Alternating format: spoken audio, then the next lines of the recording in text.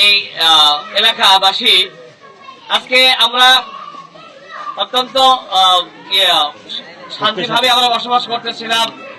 আমাদের এলাকায় কিছু এরকম একটা চক্র, অপরাধী চক্র গড়ে উঠেছে, যারা এরকম মাদক সেবী, মাদক ব্যবসায়ী এবং আমাদের যুব সমাজকে মাদকতার মাধ্যমে একবারে পঙ্গু করে দিচ্ছে। সাথে সাথে চাঁদাবাদী, সন্ত্রাসী এটা শুরু করেছে।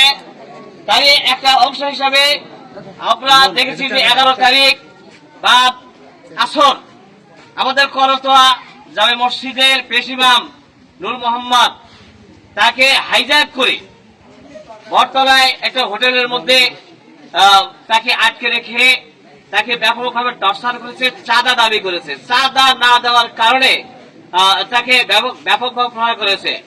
তারা তাকে চাকু ধরে এমনকি পিস্তল বের করেছিল।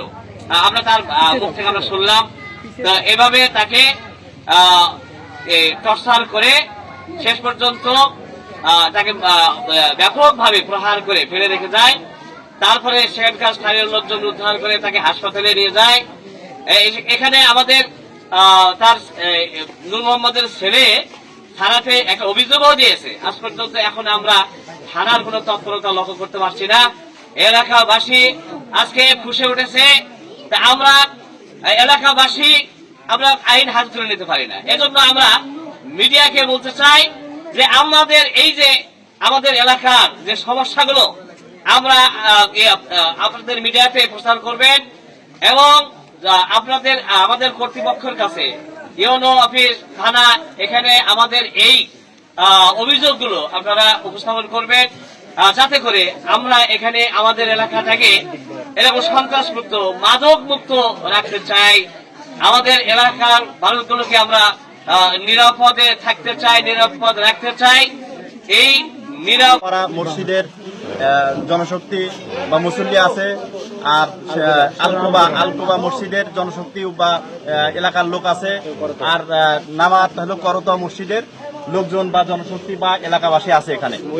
এরা এমনকি পুরো এলাকাবাসী এত অতিষ্ঠ হয়ে পুরা এলাকাবাসী ঐক্যবদ্ধ হয়ে এই সন্ত্রাসের বিরুদ্ধে রুখে দাঁড়াচ্ছে এবং মাদকাসক্ত আমাদের সমাজে এমন ভাবে ছেয়ে গেছে যে বসবাসের একদম অনুপযুক্ত হয়ে গেছে।